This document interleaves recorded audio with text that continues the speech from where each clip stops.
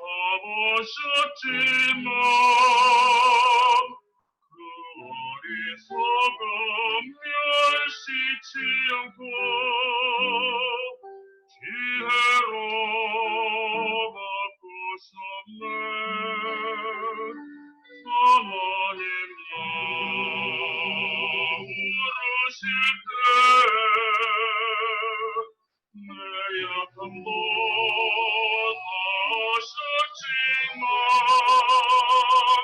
그 약함까지도 멸시치 않고 능력으로 바꾸셨네. 하나님 나 부르시면 오직 그리스도로 온전히 하심이여. 하나님 나 부르시면 오직 그리스도로 온전히 하심이라.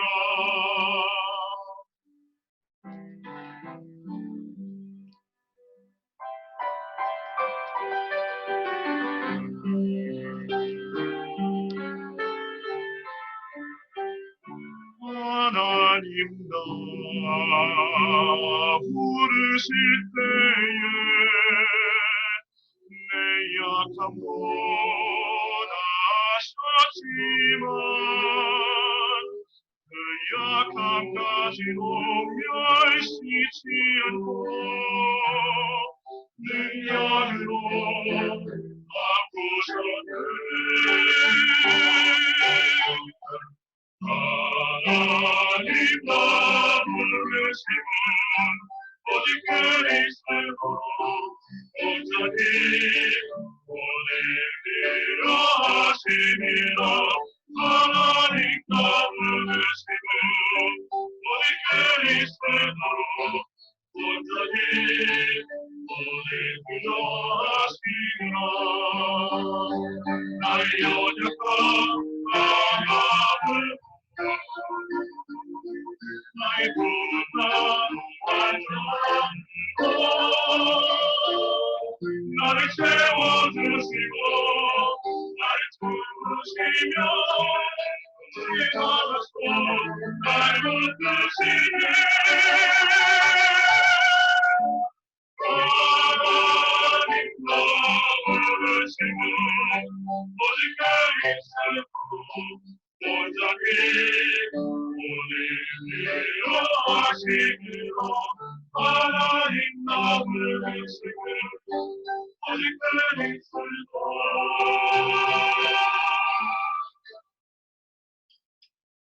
온전히 보내리라 하시니라.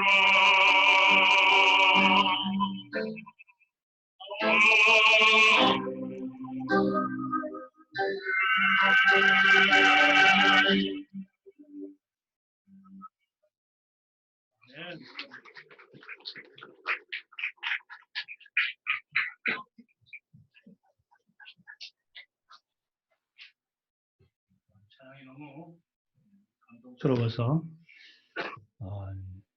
눈물이 날 정도로 너무 감동적이었습니다.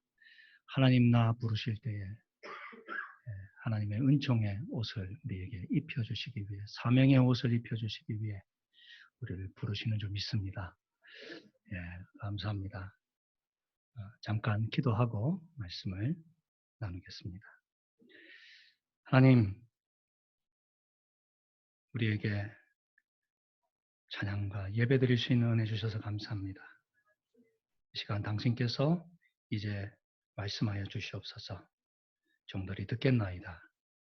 우리의 귀를 열어주시고 마음에 받아 순종할 수 있는 믿음 허락하여 주시옵소서.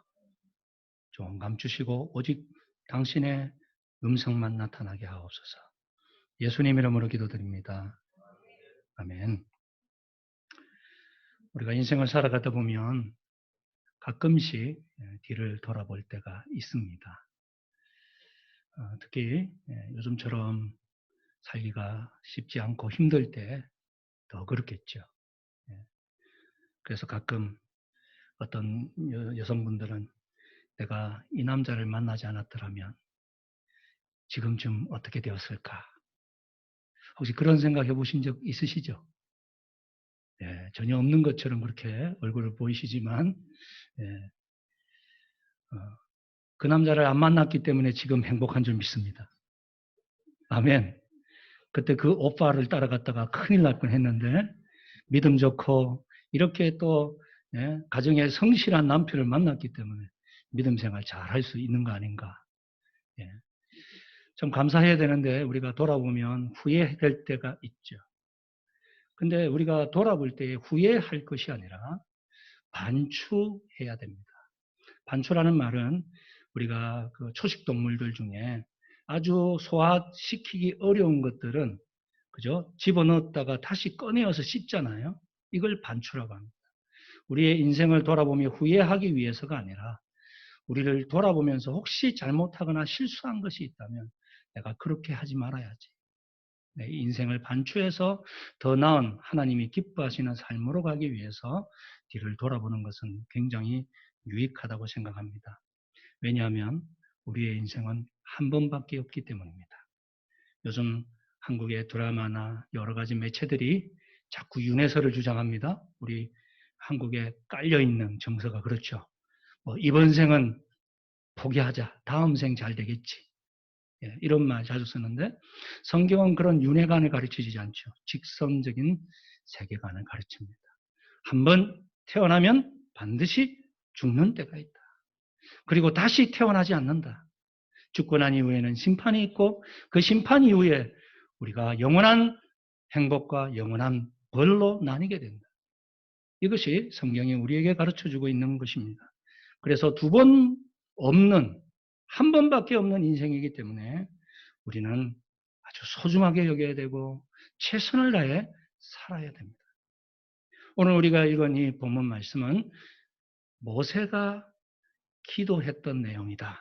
그렇게 기록하고 있습니다. 하나님의 사람 모세의 기도라고 하는 부제가 기록되어져 있는데요. 모세가 어떤 기도를 하나님께 드렸을까요? 1절과 2절은 하나님이 어떠한 분이신가를 먼저 이야기하고 있습니다. 주여 주는 대대의 우리의 거처가 되셨나이다. 산이 생기기 전 땅과 세계도 주께서 조성하시기 전 곧 영원부터 영원까지 주는 하나님이십니다. 하나님은 바로 이 우주 만물을 창조하신 하나님이심을 고백하고 두 번째로 시간을 경계를 초월하는 분이심을 고백하고 있습니다. 영원부터 영원까지 무한한 그러한 시공간에 존재하시는 하나님. 그러나 그에 반해 우리는 어떻습니까? 우리는 유한하죠. 우리는 태어날 때가 있고 죽을 때가 있습니다. 우리는 시작이 있고 끝이 있는 존재들입니다. 근데 하나님은 무한하신 존재라고 설명하고 있습니다. 그렇기 때문에 오늘 시편 기자는 12절에 이렇게 고백합니다. 이 12절이 본 시편의 주제의 구절이라 말할 수 있는데요. 같이 한번 읽어보도록 하겠습니다. 시작. 우리에게 우리 날 계수함을 가르치사 지혜로운 마음을 얻게 하소서. 아멘. 우리에게 우리 날 계수함을 가르치사. 우리가 이 땅에서 발을 딛고 살아가는 시간에 한계가 있다는 거죠. 어떤 사람은 70, 어떤 사람은 80. 요즘은 좀 인간의 수명이 늘어나서 100세 전으로 산다 할지라도 영원히 살지 못한다. 언젠가는 끝이 난다. 그러므로 그 계수함을 가르치사 지혜로운 마음을 얻게 하소서. 이것이 본 시편 90편의 모세의 기도의 핵심입니다. 여러분, 작년 한 해 동안 얼마나 많은 사람이 태어나고 죽었을까요? 하루에 16만 명이 지구상에 태어나고요. 6만 명이 죽습니다. 그러면 그 6만 명이라는 숫자가 적은 숫자입니까? 굉장히 많죠. 하루에 6만 명이 죽어요. 1년이면 얼마나 될까요? 제가 360으로 곱해보니까요. 2200만 명이 1년에 죽습니다. 근데 우리는요, 늘 생각해요. 나도 그래, 언젠가는 죽겠지. 근데 지금은 아니야. 그렇게 생각한다는 거예요. 우리가 유한한 것을 다 알아요. 엄마 태 속에서 태어날 새가 있으면 반드시 죽는다. 이 죽는 것에는 순서가 없다. 태어나는 건 순서가 있어요. 형도 있고 동생도 있고. 그러나 죽음에는 순서가 없다. 이거 잘 알아요. 근데 그러한 지식이 내 삶에 변화를 일으키지 못하는 이유는 무엇입니까? 지금은 아니라고 생각합니다. 지금도 코로나로 많은 사람들이 죽지만 지금 2년이 지났습니다. 3년째인데 이 지구상에 약 550만 명이 코로나로 죽었다고 그래요?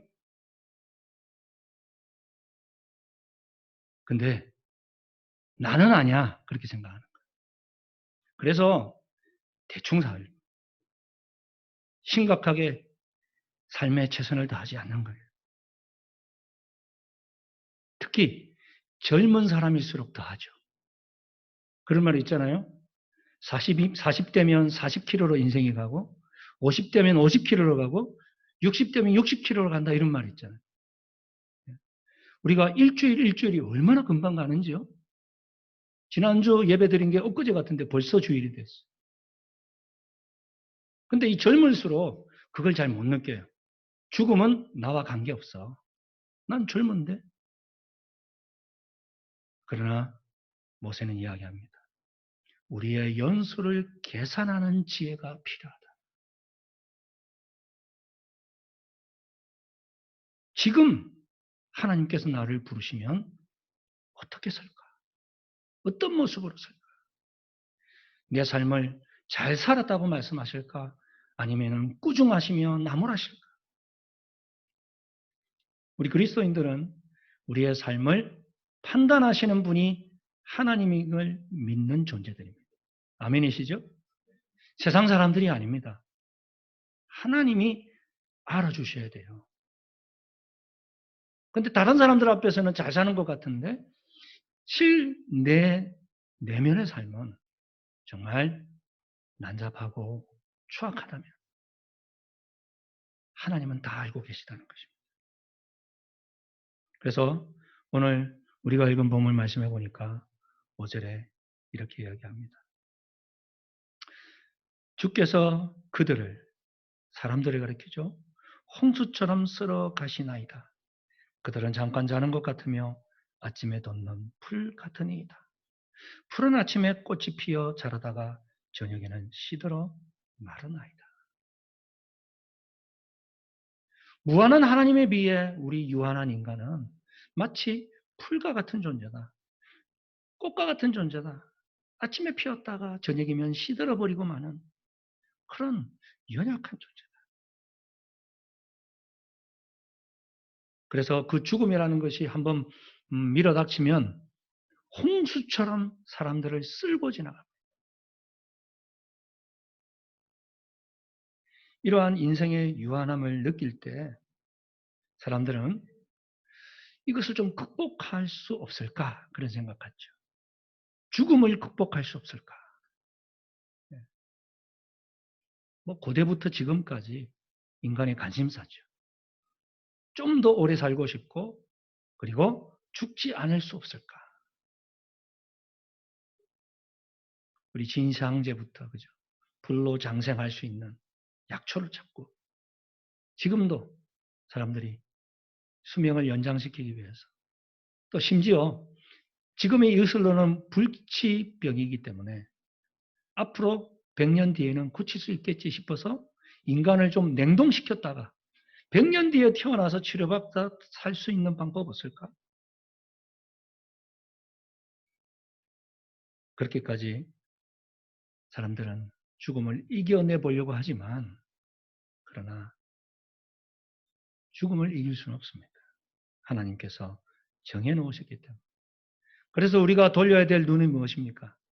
얼마나 길게 사느냐가 아니라 얼마나 가치 있게 사느냐입니다.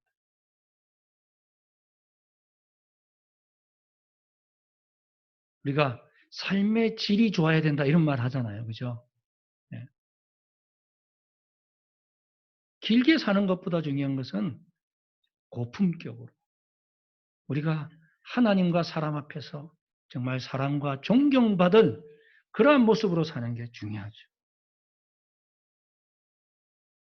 그런데 그냥 인생의 유한함만 생각하다 허무에 빠지는 분들이 계세요.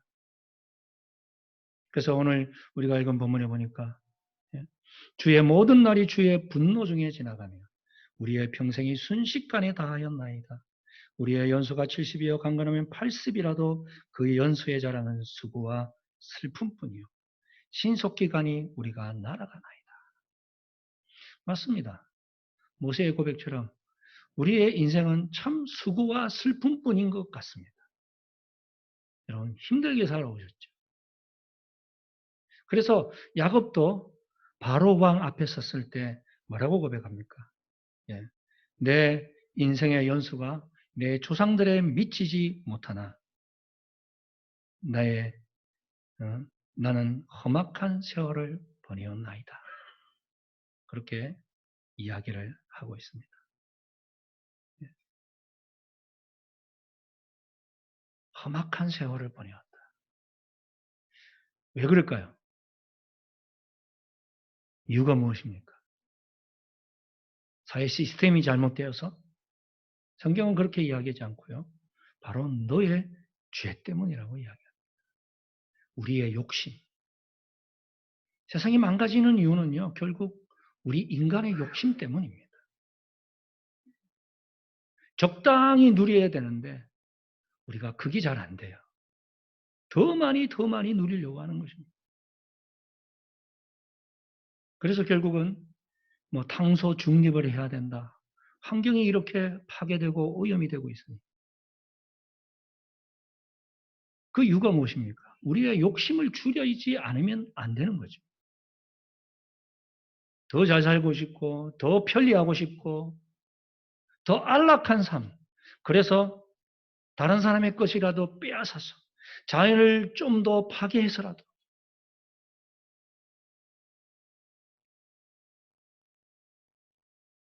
욕심이 잉태한 적 죄를 낳고 죄가 장성한 적 사망을 낳는다고 바울은 우리에게 가르쳐주고 있는데 이걸 우리가 잘 깨닫지 못해요. 우리 그리스도인들조차도 이 욕심에서 벗어나기가 참 어렵다는 것이죠.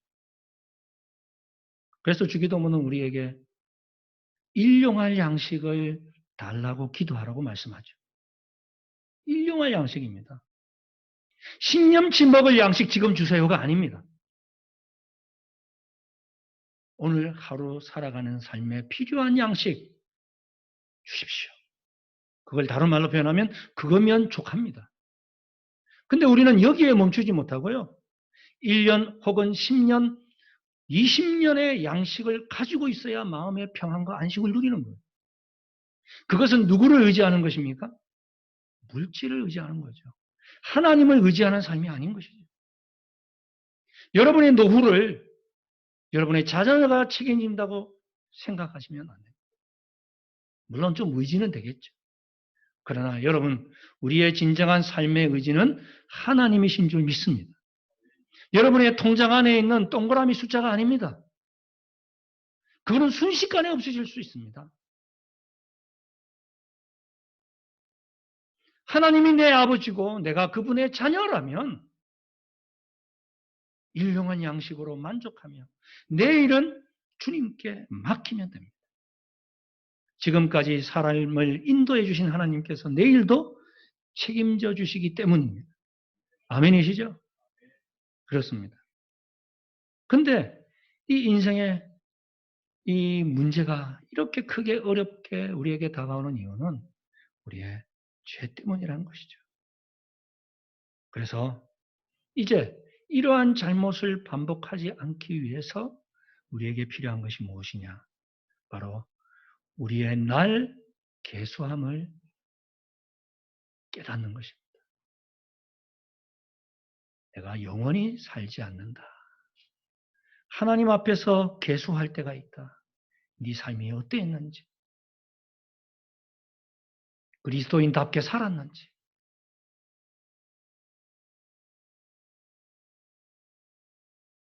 그래서 모세는요, 하나님 앞에 이렇게 기도합니다. 13절, 14절 같이 한번 보실까요? 시작. 여호와여 돌아오소서. 언제까지니까? 주의 종들을 불쌍히 여기소서. 아침에 주의 인자하심이 우리를 만족하게 하사 우리를 일생 동안 즐겁고 기쁘게 하소서. 아멘. 그렇습니다. 우리를 일생 동안 기쁘게 해 주십시오. 하나님, 이제 돌아와 주십시오. 정말로 나에게 필요한 것은 당신입니다. 당신이 주시는 기쁨만이 나를 회복시키실 수 있습니다.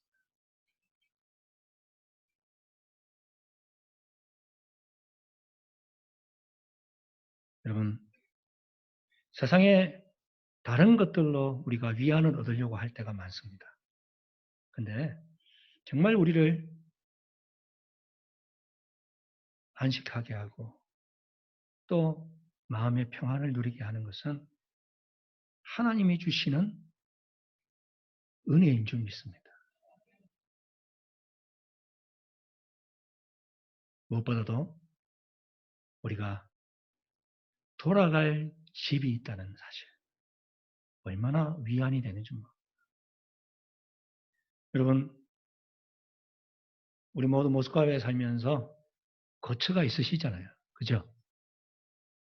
예. 길에서 주무시는 분은 없으시죠? 예.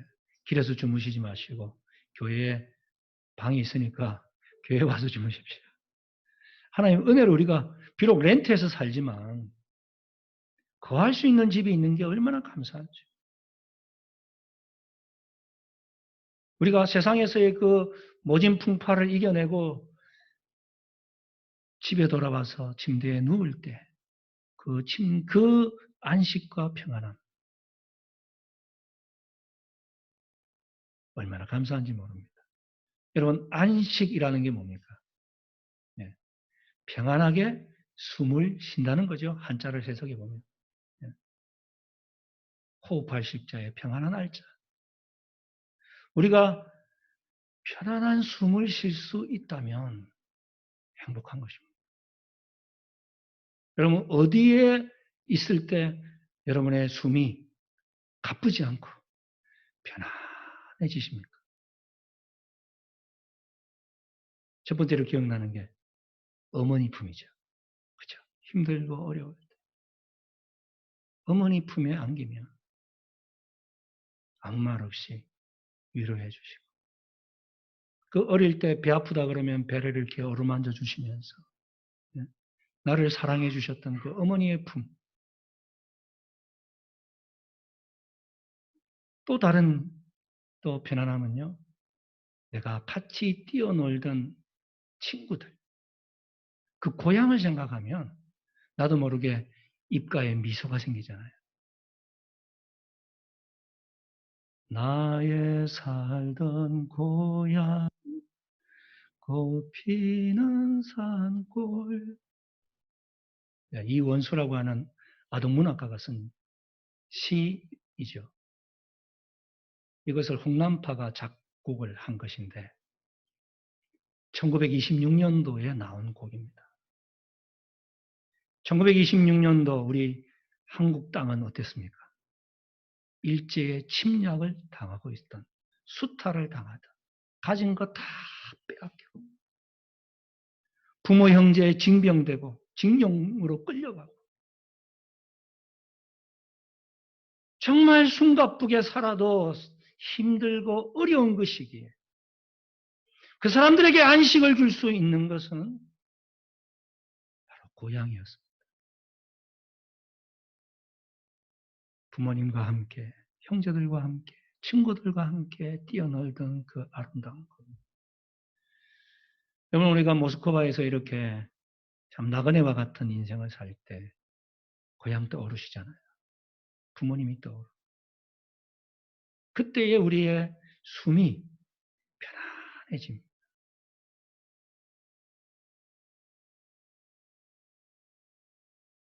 그런데 그 부모님도 영원히 계시지 않더라고요.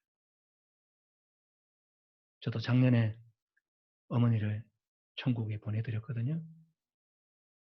이제는 더 이상 엄마라고 부를 수 있는 그런 존재가 안 계십니다. 마음이 허전하고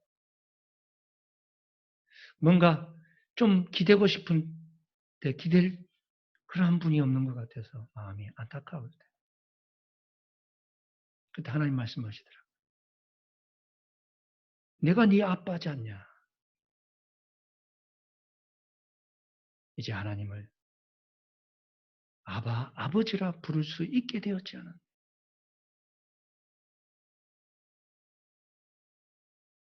여러분의 영혼이 지치고 힘들 때 하나님께로 나오실 수 있기를 축원합니다. 눈을 감고 잠시 가빴던 숨을 고르면서 하나님께로 내 마음을 모아 나아가시기 바랍니다. 아버지, 아빠 부르는 그 순간 하나님의 영이 여러분에게 임하실 것입니다. 그 힘들고 지쳤던 내 육과 영이 회복되는 은혜, 하나님 안에 들어갈 때 찾아오는 줄 믿습니다. 그래서 시편 기자는 말합니다. 아침에 주의 인자하심이 우리를 만족하게 하십니다. 주님 나를 주의 인자로 만족시켜 주시옵소서. 그는 경험했기 때문에 다시 한번 요청하는 것입니다. 주님, 인생은 유한하고 우리가 살아가는 삶은 너무나도 지치고 피곤한 인생이지만 그러나 주님께로 나올 때 아침에 주의 인자하심이 나를 채워주신다면 나는 오늘도 살아갈 힘과 용기를 얻을 수 있습니다. 주님, 나의 일생 동안 기쁘고 즐겁게 살아갈 수 있는 힘은 주님이 나와 함께 하시기 때문입니다. 15절에 이렇게 고백합니다. 우리를 괴롭게 하신 날수대로와 우리가 화를 당한 연수대로 우리를 기쁘게 하옵소서. 세상에 살아가면서 당하는 그 모든 역경과 어려움의 그 날수대로 그 화를 당한 연수대로 주님 나에게 당신의 축복으로 기쁨으로 채워주시옵소서. 하나님께서 채워주실 줄 믿습니다. 여러분 모세를 생각해 보십시오. 그가 200만 명이나 되는 그 민족을 이끌고 가는 것이 얼마나 어려운 일이었습니까? 자기가 끌고 가는 민족들은요. 숱하게 반역을 꾀합니다. 그가 십계명 올라간 사이, 받으러 올라간 사이, 황금으로 만든 송아지, 그것이 우리를 애굽에서 인도한 하나님이라. 하나님께서 반석에서 물을 내시고 홍해를 갈라 건너오게 한 그 놀라운 기적들, 모든 애굽의 장자들이 죽음에도 자기들은 양의 피를 바름으로 구원함을 받았던 그 모든 경험들, 아말렉과의 전쟁에서 승리하게 해주셨던 그 하나님의 승리의 경험,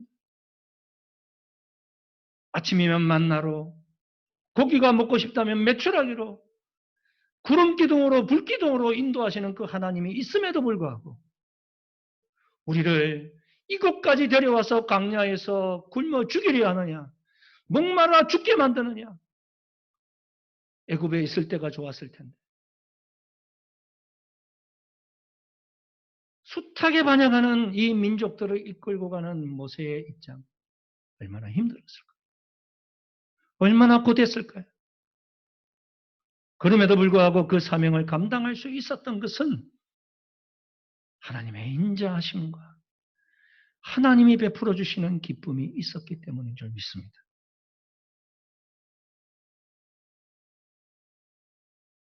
모세와 함께 하셨던 하나님은 바로 저와 여러분의 하나님이십니다.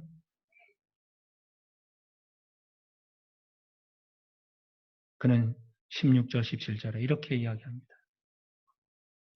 주께서 행하신 일을 주의 종들에게 나타내시며 주의 영광을 그들의 자손에게 나타내소서. 주님, 주님의 영광을 우리에게 나타내시고 또한 우리의 자손들에게도 나타내 주십시오. 여러분만 잘 되는 것이 아니라 여러분의 자녀들에게도 하나님의 형통의 축복이 임하기를 소원합니다. 주 우리 하나님의 은총을 우리에게 내리게 하사 우리의 손이 행한 일을 우리에게 경고하게 하소서. 우리의 손이 행한 일을 경고하게 하소서.